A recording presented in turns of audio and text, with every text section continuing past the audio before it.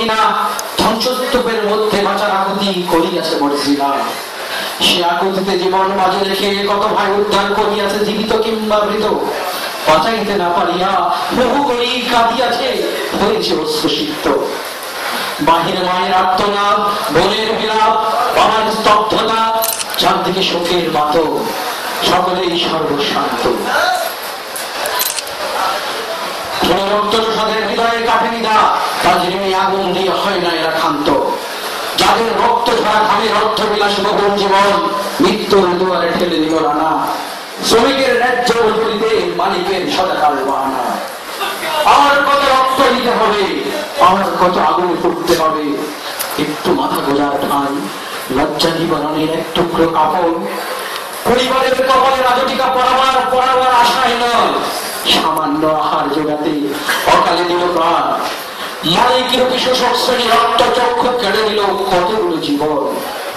কত বোনের হলো না মধু সাজা, কত ভাই নিতে পারলো না প্রিয় তোমার খোপায় লাল গোলাপ। কত শিশু কত চেয়ে বসে আছে বাবা আসবে বলে।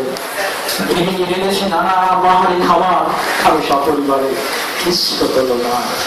কেউ বিদায় নিল পৃথিবীর মায়া ছেড়ে, কেউ হলো সারা জীবনের জন্য পঙ্গু। দুঃখিনী মা সারা জীবন পথ চেয়ে থাকবেন সন্তানের পথ ফিরে আসা। ভেঙে গেছে শিরদাঁড়া, তাও চলে গেছে হাত, হারিয়ে গিয়েছে পা, হয়ে গেছে পঙ্গু। হাসপাতালে বিছানায় দিবানিশি করছি অশ্রুপাত। খোদার লীলায় কেমন করিয়া বাঁচিয়া থাকিল দিনের পর দিন। কেউ আবার চলিয়া গেল, সেটাই তার জীবনের শেষ দিন। শাহিনা আপু চেয়েছিল বাঁচিতে, অপেক্ষার ভাড়ার 5 দিন।